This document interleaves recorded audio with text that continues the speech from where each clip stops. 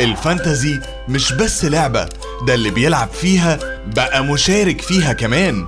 يعني تخيل محمد صلاح ملك الفانتزي معاك في الدوري وهو بيلعب قصادك في ماتش الكاس مثلا، ويا سيدي لو كمان عامل له تريبل كابتن. لعيبة الدوري الانجليزي كلها بقت بتلعب فانتزي، والحكاية بدأت بفكرة صغيرة هدفها التسويق للدوري الأجمل والأمتع في العالم، وبيلعبها دلوقتي أكتر من 10 مليون لاعب، كل واحد فيهم بيحلم بالجوائز، واللي هي إنه يسافر يحضر له ماتشين وياخد جوائز من نايكي وبلاي ستيشن.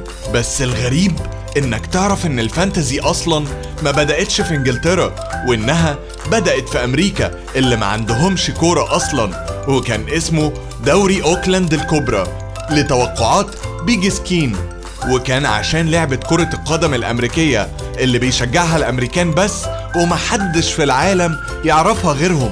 طيب إيه علاقة بابلو اسكوبار باللعبة؟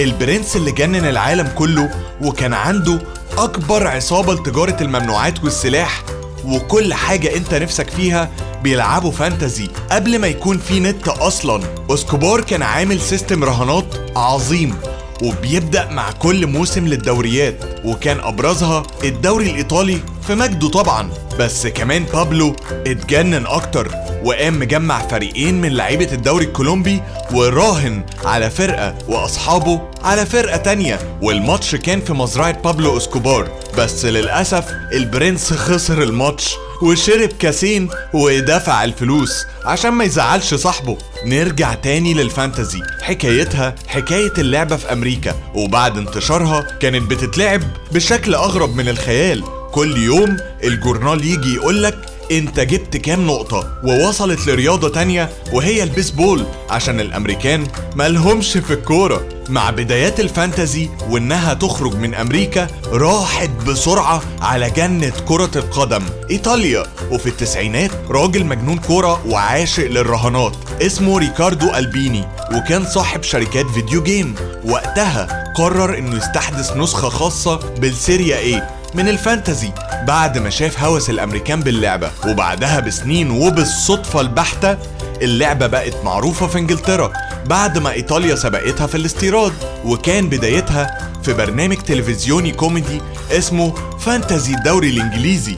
وفي موسم 1993 التليجراف البريطانية كانت صاحبة أول لعبة فانتزي حقيقية للدوري الإنجليزي، وبدأت في تنفيذها بشكل ورقي عشان ما كانش فيها ساعتها إنترنت.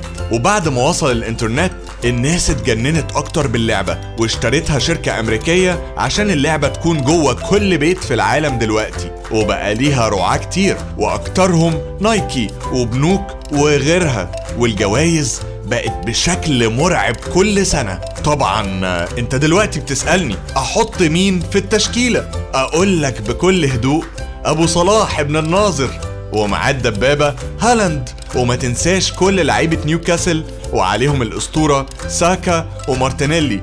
وبكده يا صديقي مش هيتبقى في البنك انك تجيب ربع لاعب تاني.